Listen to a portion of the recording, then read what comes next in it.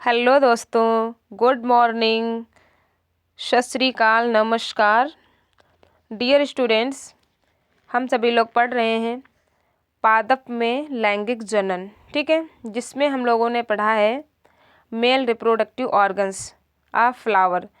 Flower में male reproductive organs कौन कौन से प्रेजेंट होते हैं, उनकी एनाटॉमी क्या थी, उनका स्ट्रक्चर्स क्या क्या था, इन सारी चीज़ों के बारे में बात कर ली थी, ठीक है। जैसे लघु बीजाणुधानी की संरचना क्या थी, इसको देखा। इसके बाद पोलन सैक के बारे में देखा, माइक्रोस्पोरेंजिया देखा, फिर देखा कि जो पोलन ग्रेन हैं जिन्हें माइक्रोस्पोर टेट्राड कहते हैं, ठीक है, उनका कैसे फॉर्मेशन हुआ, कैसे माइक्रोस्पोर बने, कैसे पोलन ग्रेन बना, फिर कैसे पॉलिनेशन हुआ, ठीक है। उसके बाद देखा हमने कि हायर प्लांट्स में कैसे कैसे पॉलिनेशन होता है, with the help of air, with the help of animals, birds, insects, है ना। तो ये सारी चीज़ें हम लोगों ने कवर कर लिया है। अगर आपने प्रीवियस वीडियो नहीं देखा है तो just go for previous video, then after move this video, okay. तो इस वीडियो में हम सभी लोग पढ़ने वाले हैं female reproductive part of flower. Flower का फीमेल रिप्रोडक्टिव पार्ट क्या है, दैट इज गाइनोसियम, जिसे हम लोग क्या कहते हैं, स्त्री केसर, ठीक है, क्या कहते हैं, स्त्री केसर। तो जो गाइनोसियम है इसकी यूनिट को क्या कहते हैं, यानी कि एक सिंगल स्टेप में एक सिंगुलर फॉर्म में क्या कहते हैं, पिस्टिल, ठीक है। इससे पहले मेल रिप्रोडक्टिव ऑर्गन में देखा हमने, जिसे हिंदी में क्या कह रहे थे, पुमंग, या फिर उसको एंड्रोशियम कहते हैं। तो एंड्रोशियम की जो एक यूनिट थी उसे क्या कह रहे थे, एंथर, ठीक है। तो जो स्त्री केसर है, ठीक है, यानी कि जो गाइनोसियम है वो फ्लावर में कैसे कैसे प्रेजेंट हो सकती हैं, ठीक है, उनके अटैच होने की क्या क्या कंडीशंस हो सकती हैं। तो जो जायांग है स्त्री केसर, वो ए मोनोकार्पी हो सकती, यानी कि एक फ्लावर में सिंगल एक गाइनोशियम प्रेजेंट हो सकती है, या फिर क्या हो सकती हैं, मल्टीपल गाइनोशियम हो सकती हैं। क्या हो सकती हैं, मल्टीपल गाइनोशियम हो सकती हैं, जिन्हें हम क्या कहेंगे, मल्टी कॉर्पी, ठीक है, क्या कहेंगे, मल्टी कॉर्पी कहेंगे। इसके बाद जो मल्टी कॉर्पी है, यानी कि जो बहुत सारी वहाँ पर एक फ्लावर के अंदर जो बहुत सारे स्त्री केसर्स या जायांग जो प्रेजेंट हैं, ठीक है, वो क्या हो सकते हैं, फ्यूज्ड फॉर्म में हो सकते हैं। कैसे हो सकते हैं, फ्यूज्ड फॉर्म में होते हैं, इसलिए हम सिनकार्पी कहेंगे। क्या कहेंगे, सिनकार्पी। इसके बाद एक और कंडीशन क्या हो सकती है, ये फ्री फॉर्म में उस फ्लावर के अंदर प्रेजेंट हो सकती हैं, तब हम इसे क्या कहेंगे, एपोकार्पी कहेंगे, ठीक है। तो मोनोकार्पी मीन्स एक स्त्री केसर या एक गाइनोसियम प्रेजेंट है उस फ्लावर में। मल्टी कॉर्पी मीन्स वहाँ पर बहुत सारी प्रेजेंट हैं, ठीक है, लेकिन उसमें भी दो कंडीशन हो सकती हैं। अगर बहुत सारी स्त्री केसर प्रेजेंट है तो वो फ्यूज फॉर्म में होंगी या फिर फ्री। अगर फ्यूज्ड फॉर्म में है तो हम उन्हें क्या कहेंगे, युक्तांडपी मीन्स सिनकार्पी, ठीक है, या फिर अगर फ्री फॉर्म में होंगी तो उन्हें क्या कहेंगे, व्युक्ताटम्बी, यानी कि एपोकार्पी।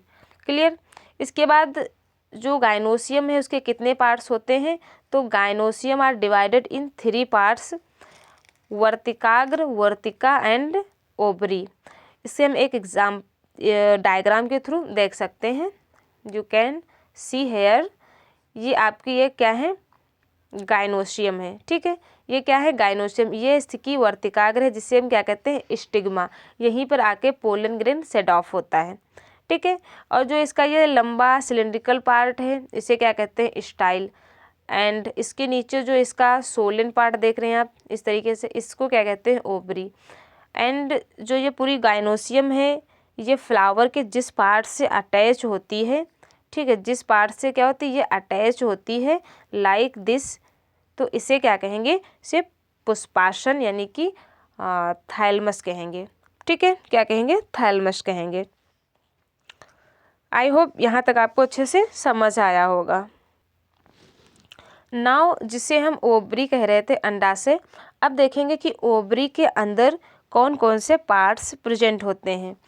तो ओवरी के अंदर क्या होता है, कैविटी सी प्रेजेंट होती है, ठीक है, जिसे हम क्या कहते हैं, गर्भाशय गुहा कहते हैं या फिर उसे कोष्ठक कहते हैं। गर्भाशयी गुहा के अंदर की ओर क्या प्रेजेंट होता है, प्लेसेंटा, जिसे अप्रा कहते हैं। आपने प्रीवियस क्लास में यानी कि 11th स्टैंडर्ड क्लास में आपने देखा था कि प्लेसेंटा की क्या क्या पोजीशंस हो सकती हैं, ठीक है, यानी कि उसके क्या क्या टाइप हो सकते हैं और डेफिनेशन, इन चीज़ों को अच्छे से अगर आपने पढ़ा होगा तो डेफिनेटली आपको याद होगा, ठीक है।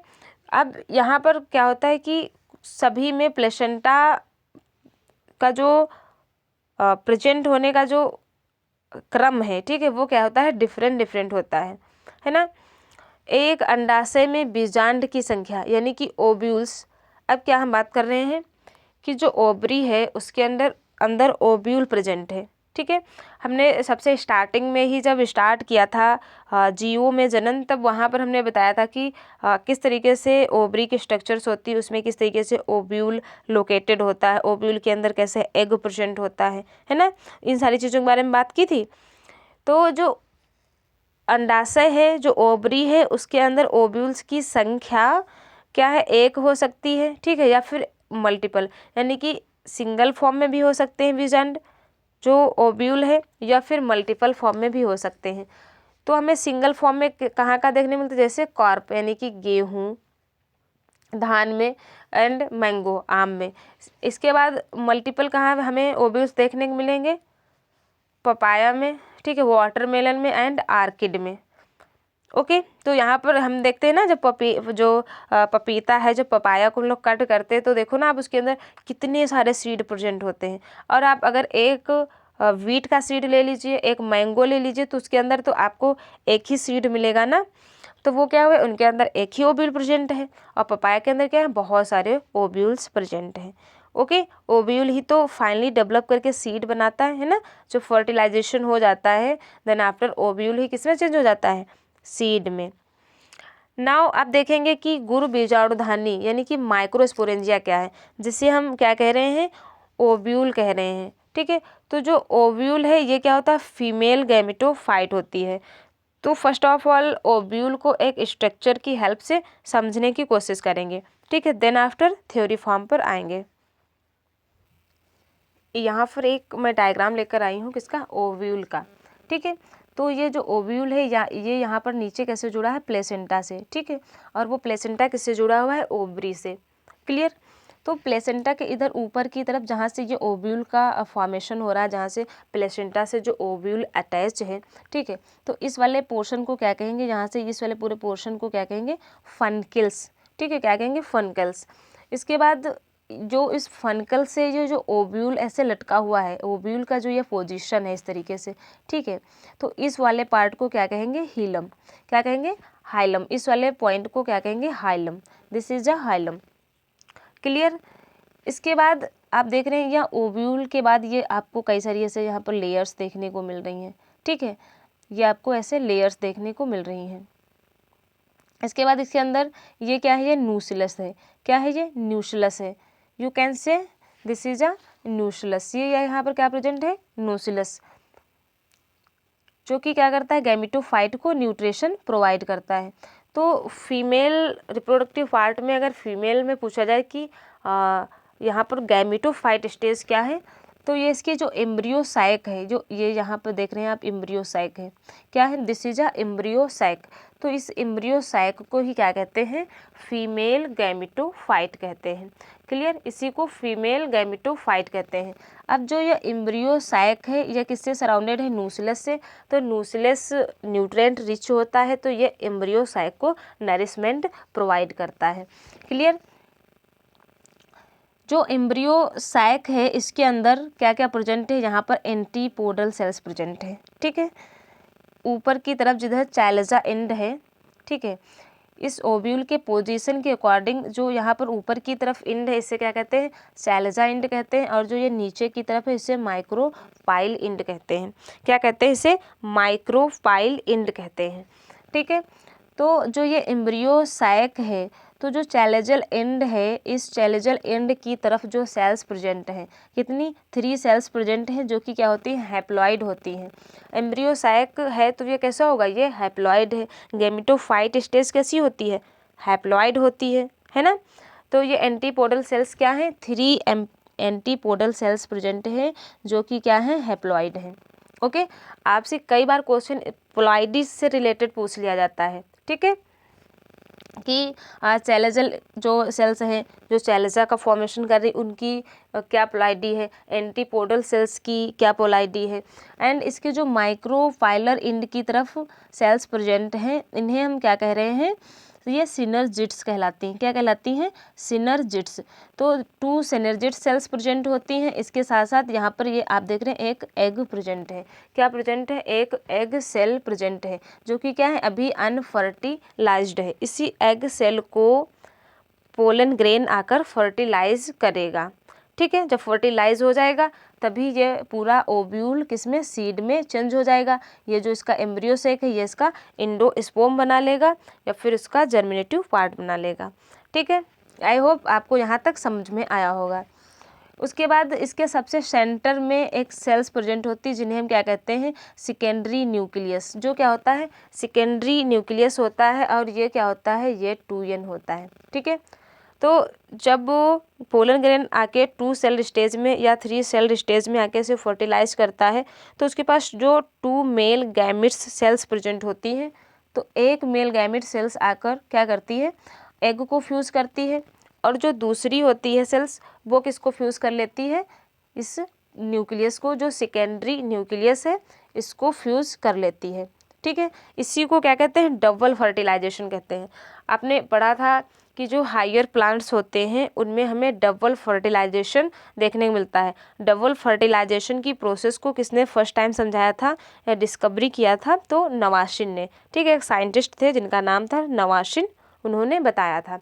तो यही क्या हुआ, डबल फर्टिलाइजेशन हुआ, यानी कि एक तो एग की सेल्स था उसके साथ भी फर्टिलाइज हुआ और एक जो न्यूक्लियस था यहाँ ऑलरेडी प्रेजेंट था, इंडोस्पोम जिसे कह रहे थे, जिसे इंडोस्पोम कह रहे थे, यानी कि सेकेंडरी न्यूक्लियस जिसे कह रहे थे, उसको भी आके क्या करता है, ये फर्टिलाइज करता है।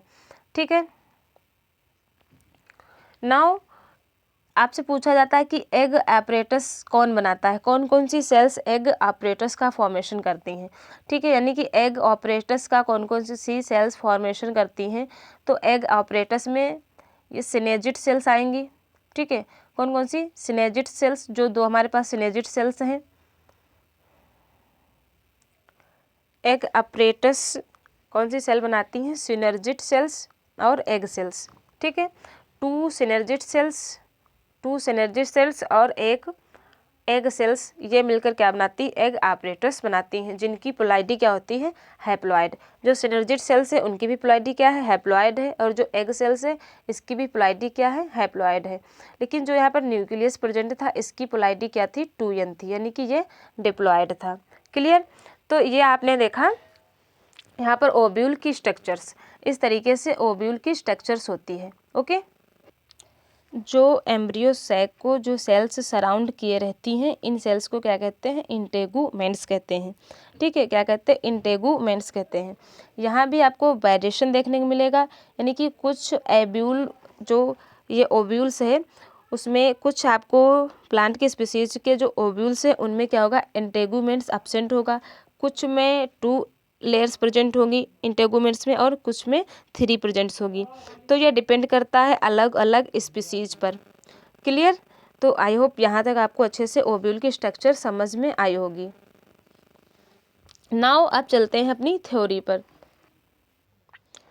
ओव्यूल को डायग्राम को आप अपनी बुक में भी यहाँ से अंडरस्टैंड कर सकते हैं। ठीक है, यहाँ पर बस ओव्यूल की पोजीशन को चेंज किया गया है, इसकी पोजीशन को उस तरफ से दिखाया गया है, यानी कि यहाँ पर इस साइड में प्लेसेंटा होगा। ठीक है, एंड ये जो पोर्शन है इसे क्या कहेंगे, फनकिल कहेंगे। ठीक है, ये क्या है, माइक्रोफाइल इंड है। ठीक है, जिसे बीजांड द्वार कहते हैं। इसके बाद ये इसका बीजांड द्वारी सिरा है। ठीक है, जिसे हीलम कह रहे थे, यहाँ पर ये इसका हाइलम ये यहाँ पर इसका है। ठीक है, ये इसका माइक्रोफाइल इंड है। इसके बाद ये इसका बाह्य आवरण था जिन्हें हम इंटेगुमेंट्स कह रहे थे। ठीक है, outer integument and inner integument, ये इनके 2 इंटेगुमेंट्स हो गए। इसके बाद ये पूरी न्यूक्लियस बॉडी है। ठीक है, बीजांड का है जिसे क्या कहेंगे, न्यूक्लियस कहेंगे। एंड ये इसका एम्ब्रियो साइक है, यानी कि भ्रूण कोश। और ये जो माइक्रोफाइल के जस्ट अपोजिट जो इंड प्रेजेंट है उसे चैलाजा इंड कहेंगे या निभाकी शिरा कहेंगे। ठीक है, तो ये डायग्राम आपकी बुक में दिखाया गया है, इसे भी आप अच्छे से समझ लीजिए। यहाँ पर वही चीज़ें आपकी थ्योरी में समझाई गई हैं, ठीक है। ओब्यूल्स जो जिसे हम माइक्रोस्पोरेंजिया कह रहे थे यानी कि बीजांड, तो वही चीज़ें यहाँ पर समझाएंगे जिसे हम बीजांड व्रंत या फनकिल कहते हैं, जिन्हें अभी हम लोगों ने डायग्राम के थ्रू अच्छे से समझ लिया है। तो आप यहाँ से थ्योरी को अच्छे से पढ़ लेना, ठीक है। वही सारी बातें यहाँ पर लिखी गई हैं। अब बात करते हैं कि गुर बीजाणु जनन यानी कि माइक्रोस्पोरोजेनेसिस, एग का अब फॉर्मेशन कैसे होगा। माइक्रोस्पोरोजेनेसिस में देखा कि माइक्रोस्पोर टेट्राड का फॉर्मेशन कैसे हुआ, फिर वो डेवलप करके किस तरीके से पोलन ग्रेन का फॉर्मेशन किया, ठीक है। वही चीज़ यहाँ पर होगी। अब यहाँ क्या बनेगा, अब एग का फॉर्मेशन कैसे होगा, जो एम्ब्रियो साइक है उसका फॉर्मेशन कैसे होगा, इन चीज़ों को देखेंगे। गुरु बीजाणु मदर कोशिकाओं यानी कि माइक्रोस्पोर मदर सेल्स हैं, वो क्या करेंगी, माइक्रोस्पोर की प्रोसेस को कंप्लीट करेंगी यानी कि माइक्रोस्पोर का निर्माण करेंगी, और इसी प्रोसेस को क्या कहेंगे, माइक्रोस्पोरोजेनेसिस कहेंगे, ठीक है। इसी प्रोसेस को माइक्रोस्पोरोजेनेसिस कहेंगे। जो माइक्रोस्पोर मदर सेल्स हैं, ठीक है, जो गुरु बीजाणु मात्र कोशिका हैं, वो क्या करेंगी, अर्धसूत्री विभाजन करेंगी, ठीक है। इनके पास एक क्लियर क्या होगा, स्पष्ट एक न्यूक्लियस होगा एंड इनके अंदर साइटोप्लाज्म होगा, ठीक है। जो सेल्स हैं ये माइक्रोस्पोर मदर सेल्स। इसके बाद ये क्या करेंगी, 4 माइक्रोस्पोर्स का फॉर्मेशन करेंगी। ये करेंगी तो 4 माइक्रोस्पोर का फॉर्मेशन, लेकिन क्या होता है कि उनमें से 3 डिजनरेट्स हो जाएंगे और एक ही सर्वाइव करेगा। स्त्री या युग्मोद्भिद जिसे हम फीमेल गैमेटोफाइट कह रहे थे। अधिकांश पुष्पी पादपों में गुर बीजाणुओं में से एक कार्यशील होता है, जबकि अन्य 3 अपविकसित हो जाते हैं यानी कि डीजनरेट हो जाते हैं, ठीक है। सपोज ये क्या सेल्स थी, ठीक है, माइक्रोस्पोर मदर सेल्स क्या थी, माइक्रोस्पोर मदर सेल्स थी। इसमें meiosis first and meiosis second की प्रोसेस हुई, ठीक है। Meiosis first and meiosis second की प्रोसेस हुई। देन आफ्टर इसने क्या किया, 4 माइक्रोस्पोर का फॉर्मेशन किया, ठीक है। कितने, 4 माइक्रोस्पोर का फॉर्मेशन किया।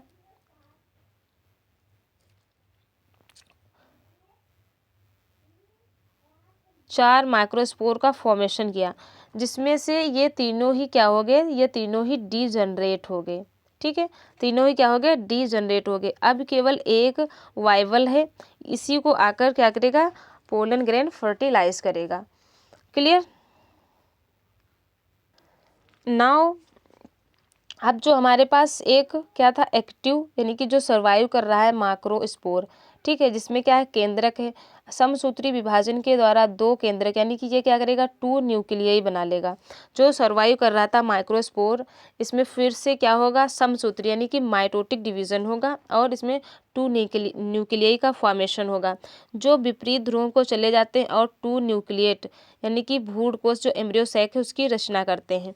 अभी आपने देखा था जो हमने एम्ब्रियो, जो हम ओब्यूल में एम्ब्रियो सैक की बात कर रहे थे, ठीक है। इस तरीके से आपका एम्ब्रियो सैक था, ठीक है, जिसमें ऊपर की तरफ 3 एंटीपोडल सेल्स प्रेजेंट थी, नीचे 2 सिनर्जिड सेल्स प्रेजेंट थी, एक एग सेल प्रेजेंट थी, इसके बाद सेंटर में एक न्यूक्लियस प्रेजेंट था, ठीक है, डेफिनेटिव न्यूक्लियस प्रेजेंट था, जिसकी पोलैरिटी क्या थी, 2n थी।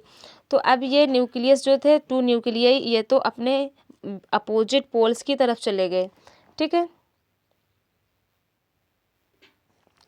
नाउ यहाँ पर फिर से क्या हुआ, 2 बार मियोटिक 2 अन्य क्रमिक समसूत्री केंद्र की विभाजन के परिणाम स्वरूप 4 केंद्र की यानी कि 4 न्यूक्लियस बने। न्यूक्लिएट तत्पश्चात 8 केंद्रीय भ्रूणकोश की संरचना करते हैं, यानी कि जो अभी 2 न्यूक्लिएट सेल्स बनी, ठीक है, 2 न्यूक्लिएट सेल्स बनी, उसके बाद उसमें फिर से 2 बार मियोटिक हुआ, ठीक है, क्या हुआ, 2 बार समसूत्री विभाजन हुआ। अभी यहाँ पर साइटोप्लाज्म में कोई डिवीजन नहीं हो रहा है, इसका साइटोप्लाज्म नहीं डिवाइड कर रहा है। अगर साइटोप्लाज्म डिवाइड करेगा तो फिर एक नेक्स्ट सेल बना लेगा, है ना। तो यहाँ पर क्या हो रहा है, केवल उसके केंद्र की विभाजन हो रहा है, यानी कि कैरियोकाइनेसिस की प्रोसेस हो रही है, ठीक है, केवल और केवल न्यूक्लियस डिवाइड कर रहा है। जब यहाँ पर 8 न्यूक्लियस सेल स्टेज बन जाएगी तब जाके कम्प्लीटली एम्ब्रियो सैक का फॉर्मेशन हो जाएगा, ठीक है, क्या हो जाएगा, कम्प्लीटली एम्ब्रियो सैक का फॉर्मेशन हो जाएगा। इसको हम एक डायग्राम की हेल्प से अच्छे से समझ सकते हैं। यहाँ पर ओव्यूल के अलग अलग पार्ट्स को दिखाया गया है कि किस तरीके से यहाँ डेवलपमेंट हो रहा है। ठीक है, पहले ये 2 न्यूक्लियाई सेल स्टेज थी। ठीक है, ये एक पूरी क्या थी, ओव्यूल्स की एक सेल्स थी जिसमें अभी क्या थी, सिर्फ 2 न्यूक्लियाई प्रेजेंट थी। इसके बाद इसमें मियोटिक डिवीजन हुआ, तब 4 न्यूक्लियाई स्टेज बनी। उसके बाद फिर से एक बार मियोटिक डिवीजन हुआ, तब जाके कितनी 4 इस साइड चली आई न्यूक्लियाई, 4 इस साइड चली आई। ठीक है, यानी कि अपने पोल अपोजिट पोल्स की तरफ। अब ये 8 न्यूक्लियर स्टेज का फॉर्मेशन हुआ। इसके बाद जिन्हें हम एंटीपोडल सेल्स कह रहे थे, सहायक कोशिकाएं, वो ऊपर की तरफ जाके चैलेजल इंड की तरफ चली गई। ठीक है, उस तरफ चली गई। और जो 2 न्यूक्लियाई बची वो कहाँ गई, सेंटर में। इसके बाद जो 3 न्यूक्लियाई और थी वो नीचे की तरफ आ गई, जिन्होंने क्या किया, सिनर्जिड सेल्स का फॉर्मेशन किया। 2 सिनर्जिड सेल्स का फॉर्मेशन किया, तो वहाँ पर एक एक न्यूक्लियाई प्रेजेंट थी। ठीक है, ये उसका वैक्यूल प्रेजेंट है। उसके बाद जो एक न्यूक्लियस बचा, ठीक, एक जो न्यूक्लियस बचा था, जो एक न्यूक्लियाई थी, उसने क्या बना लिया, एग सेल बना लिया। ठीक है, एंड जो सेंटर में 2 न्यूक्लियर सेल्स प्रेजेंट थी वो एज इट इज सेंटर में प्रेजेंट रही। ठीक है, जिनसे आके गैमेट्स फ्यूज करेगा तो 3, जिनकी पोलैरिटी क्या हो जाएगी, 3n, जो एंडोस्पर्म बना लेगा। क्लियर। और ये इसकी जो पूरी एक लार्ज आप होल सेल ये देख रहे हैं। ठीक है, ये एक पूरी लार्ज होल सेल इसकी क्या है, ये केंद्रीय कोशिका है, जिसे हम क्या कह रहे थे, न्यूक्लियस कह रहे थे। ठीक है, जिसे क्या कह रहे थे, न्यूक्लियस कह रहे थे। तो ये वाली फ्यूज करने के बाद प्राइमरी इंडो न्यूक्लियस बना लेगा। ओके, तो जो चीज़ें हमने डायग्राम में भी समझाई वही चीज़ यहाँ पर आपको मेंशन की गई है, वही चीज़ यहाँ पर लिखी है, उसे आप अच्छे से रीड कर लें, है ना। जो अभी न्यूक्लियस सेल्स जिन्हें हम सहायक कोशिकाएं कह रहे थे, अंड कोशिका जिसे एग सेल्स कह रहे थे, है ना। ऊपर की तरफ जो 3 सेल्स गई थी जिन्हें एंटीपोडल सेल्स कह रहे थे, तो उसी को यहाँ थ्योरी फॉर्म में लिखा गया, आप अच्छे से रीड कर लीजिए।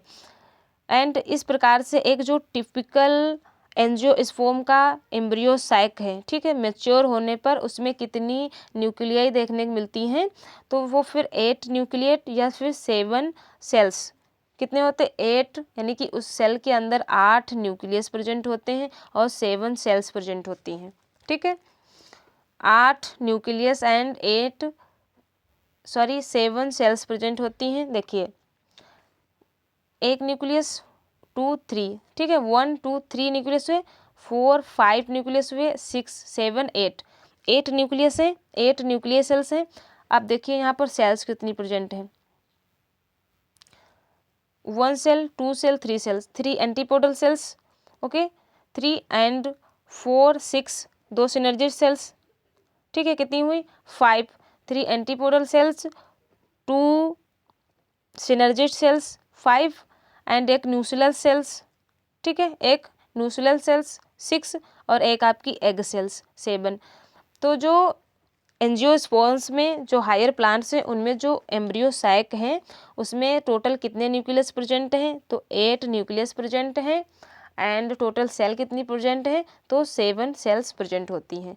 पोलन ग्रेन में क्या हो रहा था, पोलन ग्रेन या तो 2 सेल स्टेज में सेट ऑफ हो रहा था, जहाँ पर एक वेजिटेटिव सेल्स थी और एक रिप्रोडक्टिव सेल्स थी। ठीक है, या फिर कुछ प्लांट स्पीसीज में 40% प्लांट स्पीसीज में क्या हो रहा था, 3 सेल में पोलन ग्रेन सेट ऑफ हो रहा था, जहाँ पर एक वेजिटेटिव सेल्स थी और फिर जो रिप्रोडक्टिव सेल्स थी वो फर्दर डिवाइड होके एक नेक्स्ट गैमेट सेल्स बना रही थी, जहाँ पर 2 मेल गैमेट्स प्रेजेंट होते थे। क्लियर। तो इस तरीके से हम लोगों ने देखा कि कैसे पोलन ग्रेन का फॉर्मेशन होता है, कितनी सेल स्टेज में वो सेट ऑफ होता है, इन सारी चीज़ों के बारे में बात की। इसके बाद देखा फीमेल रिप्रोडक्टिव पार्ट्स क्या हैं, उसके अंतर्गत कौन कौन से स्ट्रक्चर्स, क्या क्या एनाटॉमी थी। ठीक है, जैसे ओव्यूल्स के बारे में पढ़ा, माइक्रोस्पोरेंजिया के बारे में पढ़ा, माइक्रोस्पोरोजेनेसिस की प्रोसेस को देखा, है ना। उसके बाद देखा कि जो एम्ब्रियो साइक है उसकी क्या स्ट्रक्चर्स है, उसमें कितने न्यूक्लियस प्रेजेंट हैं, कितनी सेल्स प्रेजेंट हैं, इन सारी इम्पॉर्टेंट थिंग्स के बारे में बात की।